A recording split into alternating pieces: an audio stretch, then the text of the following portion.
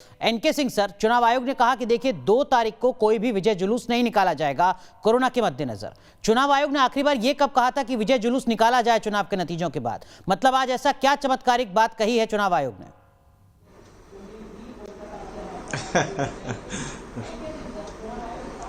बड़ा अफसोस भी होता है और इतना तीखा सवाल है, शायद कुछ शर्म चुनाव आयोग को आए।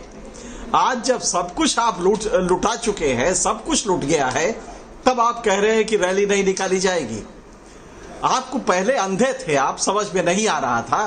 पूरे ग्लोबल लेवल पे रिपोर्ट्स रोज हिंदुस्तान के अखबारों में आ रही थी, भारत की आ रही थी, वेस्ट बंगाल की आ रही थी। पॉपुलेशन डेंसिटी आप जानते हैं कि 1000 पर किलोमीटर स्क्वायर है, जो कि नेशनल एवरेज के लगभग 3 गुना है, 1000 से कुछ ज्यादा ही है।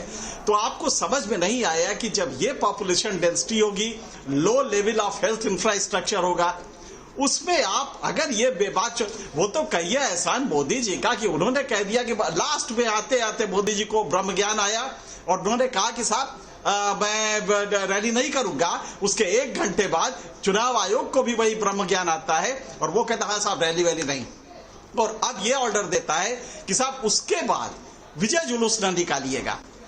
विजय जुलूस भी इस मौके पे क्या निकलना चाहिए, लेकिन आपको अब समझ में आ रहा है कि जो वो रैली निकल रही थी जिसमें देश का गृह मंत्री, प्रधानमंत्री और मुख्यमंत्री मुंह खोले घूम रहे थे और उनके लोग घूम रहे थे, एक ही ट्रक पे 50 और 60 आदमी खड़े थे और नीचे लोग हजारों की तादाद में थे, तब आपके समझ में नहीं आया। तो मुझे लगता है कि अब इलेक्शन कमीशन अपराध तो कर ही रहा है, मजाक भी कर रहा है, पब्लिक हेल्थ के साथ मजाक कर रहा है, और आने वाले दिनों में शायद जो ये होने जा रहा है ये बेलगाम होगा और बहुत लोग मरने जा रहे हैं आने वाले दिनों में।